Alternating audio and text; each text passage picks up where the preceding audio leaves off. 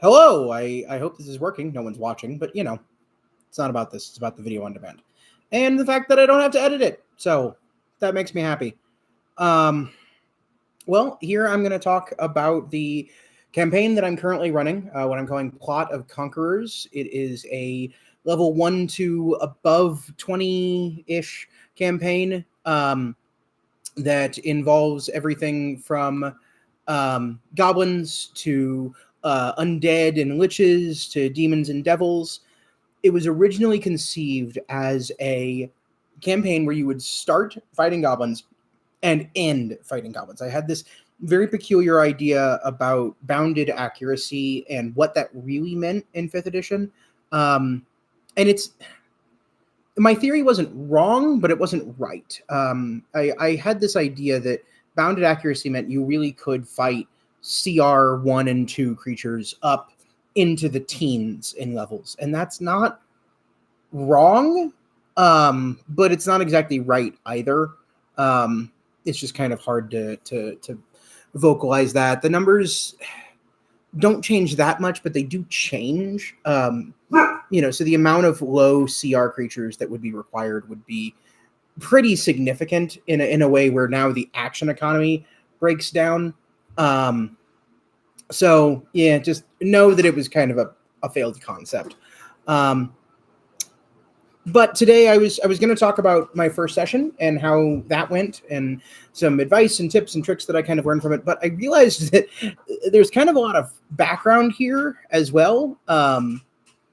So when I wanted to do this campaign, I wanted to start with the idea of a small town and what I call the funky method, which is the idea of starting a campaign with people in a good situation, kind of in an idyllic situation or an Edenic situation, and then something going horribly wrong and chaos ensuing from there.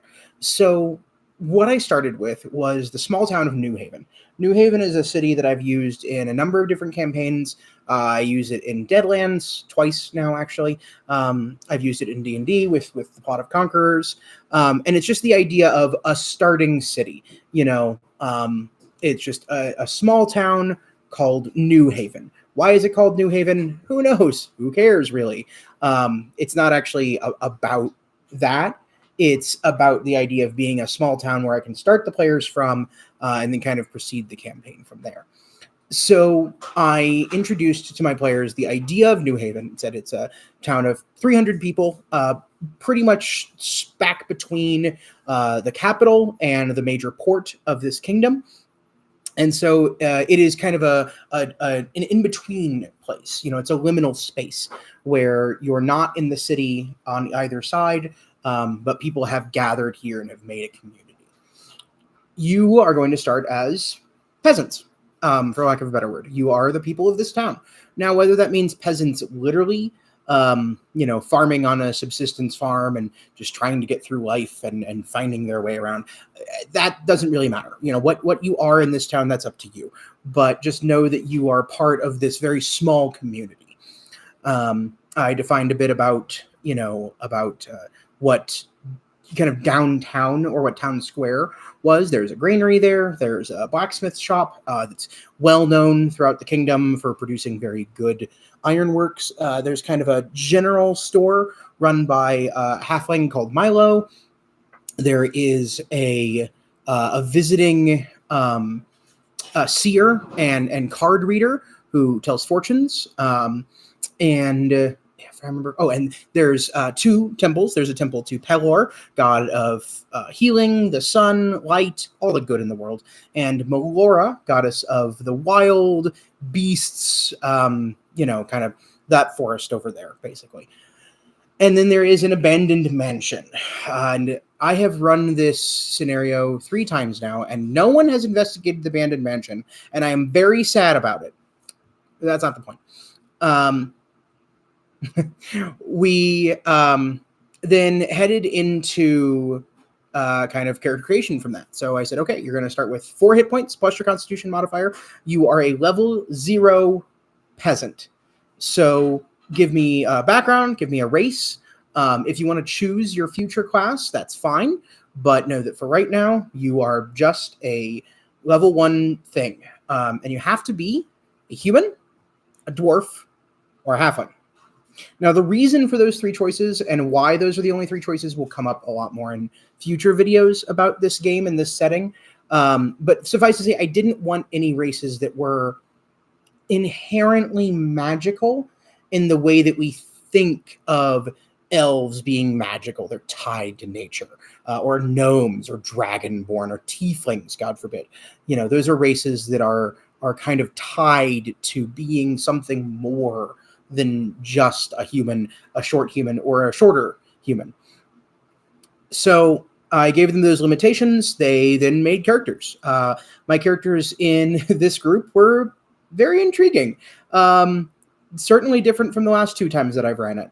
So we have Smalls, Smolz, real name Casmo T-Spark, the halfling, soon to be bard, actually run by my sister. He is the smallest of halflings. He's only 1.5 feet tall. And he is the front man in a band. And that band is alongside Matt, the quiet one. And Matt is a human who later would take a custom class that he and I had made, the player and I had made. He was an interesting character. He was, for lack of better terms, a sociopath, or as close as you could get to one. I had a great time with it. And so those 2 form the central parts of the band, whom I don't think ever actually got a name. I don't remember. We then had Ursa, who was played by a very good friend of mine, Ashley.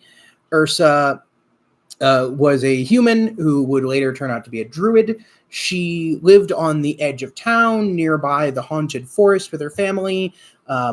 They made poultices and things from the trees out there. And then we had Taco. Taco was a human who would later turn out gain the level in Ranger. Taco was a local thief. He had nothing better to do with his life. He'd been abandoned as a young child in New Haven, and so he got around by selling illicit drugs from the big town and stealing from the townspeople. And the only reason he hadn't been kicked out yet was the mayor had taken a liking to him. And then we had Charity Hope, played by my wife, who was also a human, would not later gain a level in Cleric because Charity would die in this first session, as is typical for my wife. She's played in all 4 instances of this first session of the game, and she has died every single time. I don't think that's more to do with her than me. I'm just saying.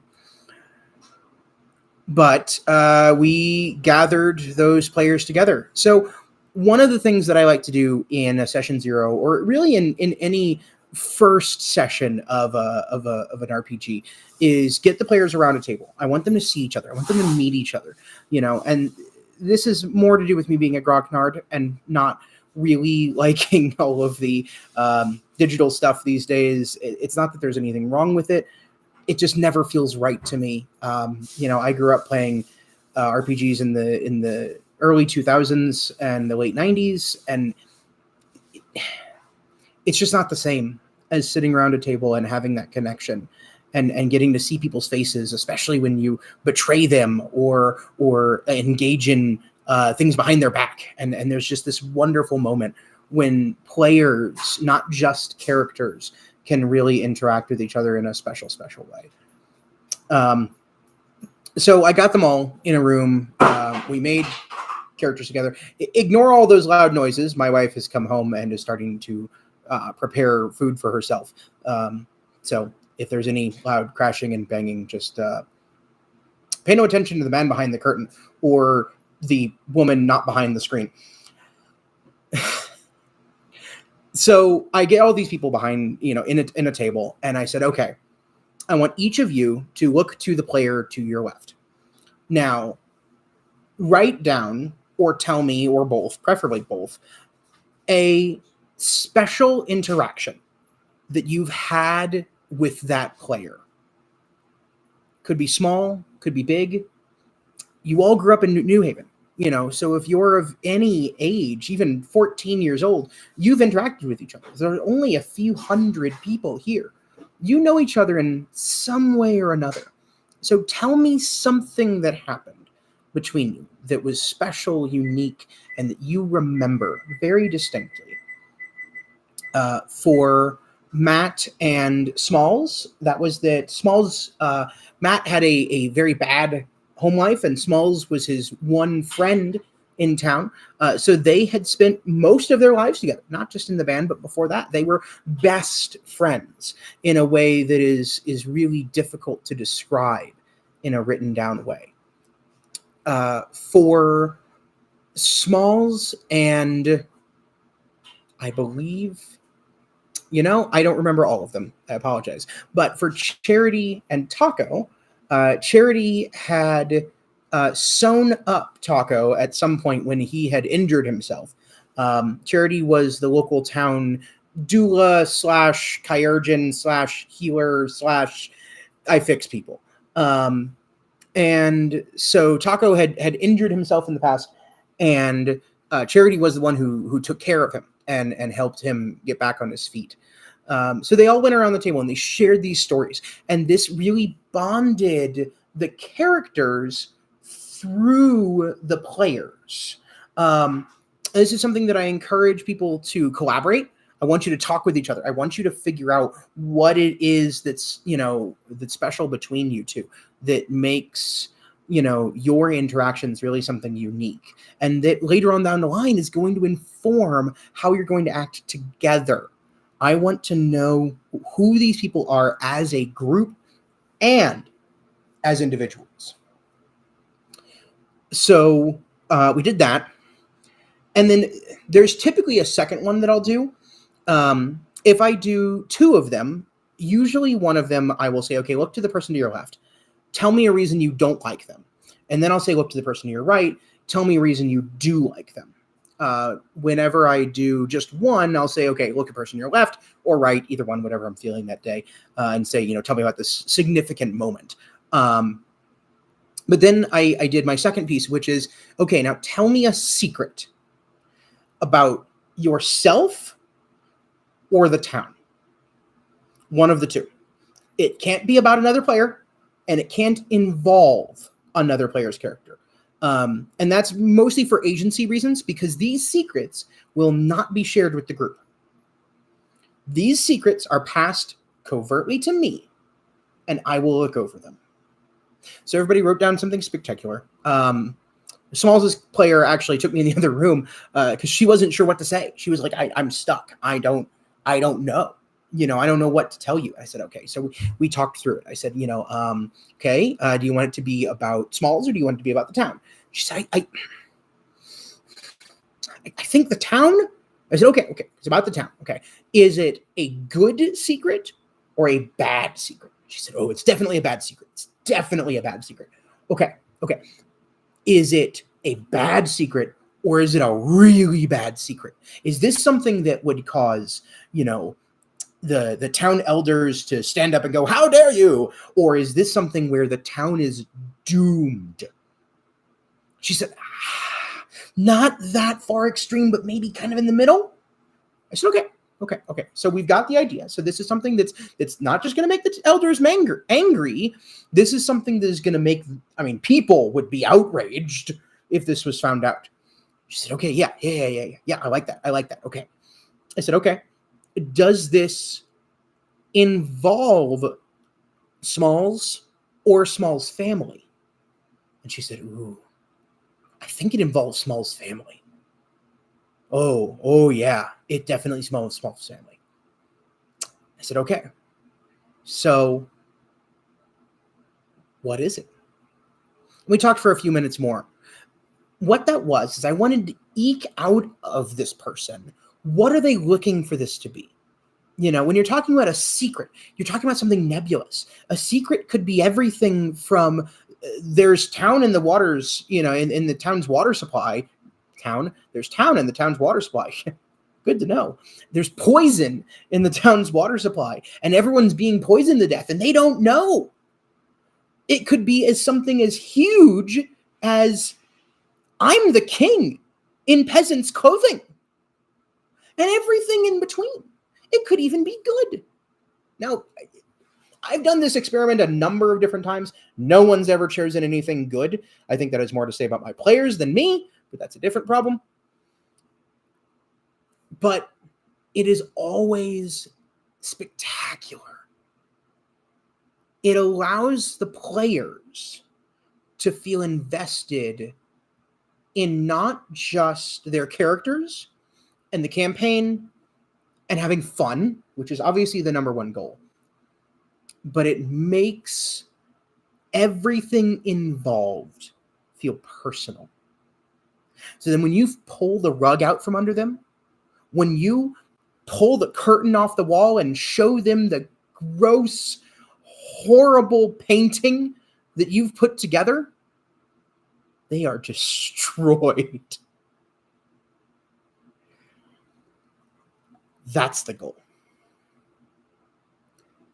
Much like the greatest writers punish their characters, I want to punish my players in the most fun way possible. So allow your players to have fun and be involved. This is actually a lesson that I learned from the Dresden Files RPG, which is an offshoot of Fate. In it, sorry, my very good friend Zach is in the comments and is mocking me because he's a horrible person. But hey, what do we do? So in Dresden Files, you design the city that you're playing in together. So there is something really special about the city that you're playing in. That's actually also where I got the idea of talking to the person to your left or to your right and saying, okay, here's a significant moment between us. In the Dresden Files, it was a little bit more secretive. I don't like that. I want it to be very collaborative. I want to know between the two of you, how do you feel about this? Because otherwise, I think it's very easy to overstep the bounds of what a character wants themselves to be. And that agency is very easily broken when you say, okay, tell me something about the player to your left. You know, that's fine in a game like 10 Candles, where, part of the point is very much this in the moment, special role playing, but a long campaign where you're going to be occupying these players for months or years. I want something more special than that. So, take that idea, please. By the way, please take these ideas. I truly believe that the tell me something about the player, to your left, something significant experience is something really spectacular. I absolutely love the, okay, player to your left, tell me something you like about them. Player to your right, tell me something you don't like about them. I love the secrets. It's never failed me. I've always had a great time with whatever secrets my players come up with. And it has always been really something spectacular that makes me also work a little bit harder. Now I have to make this town matter. Now, the town's not going to matter for quite a while in the game, because part of the point is that they go off adventuring, like adventurers do. But in this game, at least, we really had something special. So we'll hopefully come back to that. And we'll get to see how these secrets play out and what is going on with the town when they return. So, we got all the players together, made characters, had a great cast of interesting people. I set them up as peasants. Now, that 4 hit points thing that I mentioned earlier, that is for a reason, and that's something I kind of want to talk about. I designed this campaign quite a while ago, and what I originally did, one second. What I originally did was I started everyone with the hit points that they would have had if they took their class, which is fine. What it ended up doing was kind of unfairly punishing certain people. So the scenario was not any more deadly than I wanted it to be, because I actually want it to be pretty deadly. But you had certain people who were just happy to throw themselves into the fray and have no problem doing that at all. And some people who were like, oh God, no, I'm going to die. And did, and they weren't wrong. But the second time that I ran it, I did 4 hit points plus your Constitution modifier. But then when you gained your first level, you gained hit points. You gained your hit points on top of that. So, you know, if this peasant then became a barbarian, then they got 12 plus their Constitution modifier on top of 4 plus their Constitution modifier, which just never really worked great. It made level 1 through 4 terrifically unfun, because you basically had these extra, 5 or 6 hit points, which is pretty big when you're talking level 1 or 2. So that wasn't great. What I did this time was I started with that 4 plus Constitution modifier, and then when you gain your first level, you just go up to the point of that first level. So you're going up from 5 or 6 to 9 or 10 or 12 or whatever. And I thought that worked pretty well, because it kept the stress on for level 1, 2, and 3, which is very key to early level D&D. It should feel, in my opinion, it should feel like a meat grinder. Regardless of whether it is, it feels that way. Every moment is tense. The singlest trap, bam, now your wizard's down to half hit points. And that's scary. You turn the wrong corner, you don't prepare, you don't scout out the next room, and suddenly your barbarian's down, and he was the main sack of hit points to begin with. That is the drama, especially when we're talking about early level D&D, where that's what makes people really go, whoa, whoa, whoa, this is something special. So that was what I did this time around. I think it worked pretty well. I am having a small issue with the beginning of this campaign that I'm kind of working on, which is that my players are feeling very risk averse. Now, obviously, that is a different problem of groups and how they act. But when I tell the story of this first session next week, I think you'll understand they were incredibly risk averse, to the point of, and I suppose this isn't a bad thing, but they felt like cowards, genuine cowards, who were ready to run at a moment's notice, regardless of anything. And I think there was something missing there, something to inspire that bravery a little bit. And I'll figure that out one day. But for right now, it just kind of is what it is. So we'll get there and kind of talk about what some of my ideas are. I'll probably talk about that at some point today. But so we started with that 4 hit points. They got, proficiency in attack rolls with some pretty basic stuff. Hey, you're a farmer, so you know how to use farm tools. You're a blacksmith, you know how to use hammers. I gave them a proficiency bonus of +1 instead of +2. So it wasn't huge. Most of their attack rolls were +3, maybe +4, I think, in one case, because somebody decided to throw a rock and they had a pretty high dexterity. And it kind of went from there. It is a very horrific scenario. The start of this campaign, in my opinion, is meant to be deadly. I want a group of 5 or 6 to go down to 3 or 4 if I can. I want some people dying in this first session, because it makes the world feel dangerous. Now that can have the opposite problem, again, that risk averseness, where they feel that everything's so dangerous that they're screwed. This is not Call of Cthulhu. This is Dungeons and Dragons. You are heroes, damn it. Act like it. Be creative, be something really, really intriguing. D&D with you is special and fun. I don't know who Table Talk is, but whoever you are, thank you so much for coming in. Oh wait, is that Table Talk in the comments is one of the first players that I ran this adventure through. And it actually started with them. I started this campaign as just an idea. It was, hey, I've got 6 players. Let's run some D&D.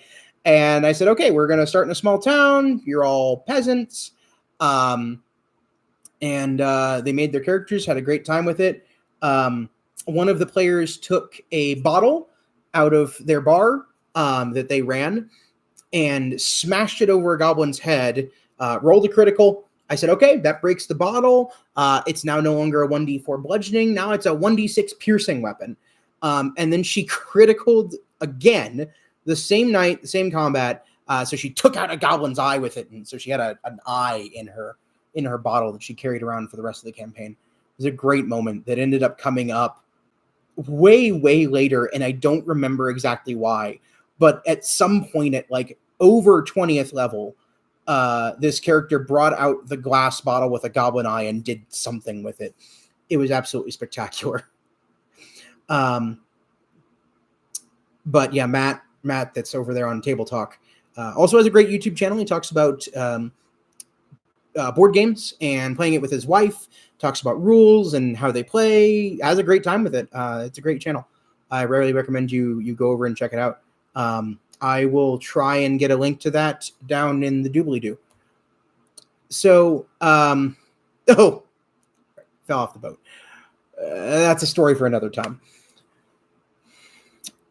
I guess what I'm trying to get at is what really made this campaign special, and not just this time around, but all the times around, is collaborating with players. When I ran it the first time, it was, all of my players and me, and I just said, okay, small town, about 300 to 400 people, make some citizens, and then tell me about it. I actually didn't say to them, turn to your left, turn to your right, tell me about them. If I remember correctly, I think I said to them, tell me something about the town. Not a secret. Just tell me something about it. We had the halfling, Milo, who actually was played by Matt over there. The halfling Milo, who ran a general store. We had 2 dwarves, a dwarf and a human, who ran a blacksmith shop. We had the halfling, who ran a bar. That was the one mentioned earlier. We had a human who was a local healer, lived on the outskirts of town, turned into a cleric, not a druid, surprisingly. But that is a running theme. There's usually at least one player that lives on the edge of town and has healing poultices. Edgelords are not always just people in black sitting in the corner of a bar. I think, well, there was more, because I ended up running 6 more people through it in that same campaign. We had the 3rd son of the king, who was kind of sent to this town as a punishment for being the 3rd son. We had the local gravedigger, who was crazed. He was mad. And so he would stand out in the center of town on a box and yell about how the end was coming. But the town never got angry at him because he was the gravedigger, and nobody wanted to do that job. So, hey, at least he's here. And there was, I honestly don't remember who else was there. There may have been 1 or 2, but I don't really remember. And I told each of them, I said, okay, tell me about something about the town, and one of them said, okay, well, our blacksmithery is really well known.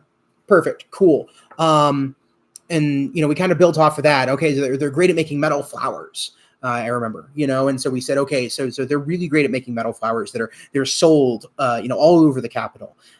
It's not enough to bring the town fame necessarily, but it's definitely enough to earn a good living for those blacksmiths and for the other townspeople to be invested in getting them iron, because they kind of help during the winter and things like that. Somebody else actually mentioned the 2 temples. That was not my original idea. Somebody said, well, there's clearly temples to some god. I said, okay, well, what god? And they said, one of them said Pelor, naturally, god of healing, the sun, all that. And I said, okay, well, I want one more, and I want it to be different. not an evil god, but I want it to be different from Pelor. And somebody who had been in D&D for quite a while said Melora, and I said, yeah, Melora, great. So we've got the wild, we've got healing and goodness, awesome, great combination. Somebody else said, I think, that about the haunted forest, that there was a haunted forest on the side, that it wasn't just a forest, that there was, everybody avoided there because the forest was evil and there was ghosts in there. Somebody else said that it's the in between two cities, and that this is the place where you stop. So there's probably a pretty good inn in town as well. And so, when you would travel from the capital out to the coast, you had to stop in the middle, and that was New Haven. But it never got big. And that was one of the things that I said, okay, so why did it never get big? Why did nobody ever, really make this a destination, seeing as it's where you would naturally stop? And I don't remember exactly what was said, but it was something to the effect of, it's just too podunk. They can't afford to make it great, and no one wants to stop here because, the port is amazing and the capital is amazing. And those are two gorgeous metropolitan areas where if you don't want to live in the wilds in your subsistence farm, you live in the cities. And so no one ever bothered to stop in the middle. Oh, that's what it was. The kingdom was new. The kingdom was new. And so it maybe would happen eventually, but it hadn't yet, where someone would stop in and say, I've got 1,000 gold. Let's fix this up, and that just hadn't happened yet. The kingdom was too new. Okay, cool. So I'm taking all these notes and I'm writing down what's making this town amazing. And then I burn it down.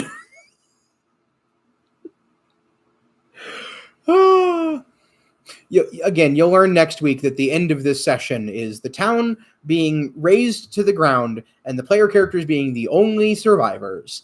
It's a great time. Great time. So I don't know that I necessarily have a whole lot else to say. It was a really great introduction to this campaign. I think it was a really smart way of starting things off. And I really recommend to game masters, start your games off. And this isn't just D&D. This is any game. Start your games off with something interesting, connect your players. Unless they're unconnected for a reason, connect your players. I've even done this in a campaign where they weren't connected, explicitly weren't connected. I had a Vampire the Masquerade game set in Chicago, and everyone was from outside of Chicago. No one was local there, except for one player who asked very explicit permission to be from there because he wanted to be a cop. And I said to everybody, okay, turn to your left. Tell me a special interaction that you have with this person. I don't care that they live in London and you live in Detroit. Tell me a time you've met. Why, how, and why do you remember it? You've met thousands of people in your life. Why do you remember this person? And they're not a vampire yet. It is such a way to bring the table together. And suddenly everyone is gelling and going, oh man, I don't know. They're thinking creatively. They're really getting into their character. And they're thinking, man, I am such a bitch. And I don't care about anyone but myself. Well, I work in tech and you work in tech. So we went to a conference together. Not together. Like, we were at the same tech conference once. And you spilled coffee on me because I bumped into you. And I got so pissed off at you. You called the cops on me. And I will never forget your face. It's little things like that. I mean, not that that's little. That's actually pretty big. That make your characters feel real. So many games talk about the spark of life when you're creating characters. You've got that moment where you've written the things down on the page, but then you say, okay, let's make them real. What's special about this? It was one of the great things about New World of Darkness character creation was you had steps 1 through 6, and step 7 was the spark of life. And it was, okay, now tell me about them. Why are they special? Why are they unique? Why is this character a person? That's what this does, is it makes your characters people, even when they don't realize it, because it connects them to someone else. One of the great things that new RPGs have done is things like this, whether it be Vampire 5th Edition's connections chart, where you have to tell me about things that connect you. Mutant Year Zero, and I think all of the systems in the Year Zero engine do this. I'm not for certain. I only know Mutant Year Zero. But in Mutant Year Zero, you have to have someone on the arc that is your greatest enemy, someone that is your greatest friend, and someone that you trust. And one of those has to be another player. Not all three. So I really believe in that. Now you're not just telling me about the people that you're playing around, but you're telling me about the people that are around all of you. And I think that's really something special.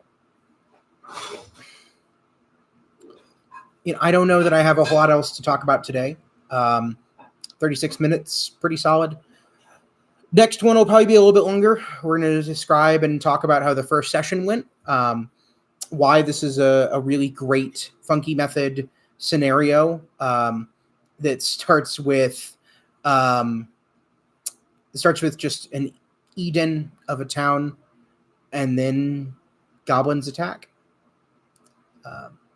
On that note, office hours are over. See y'all next week. Same bat time, same bat channel.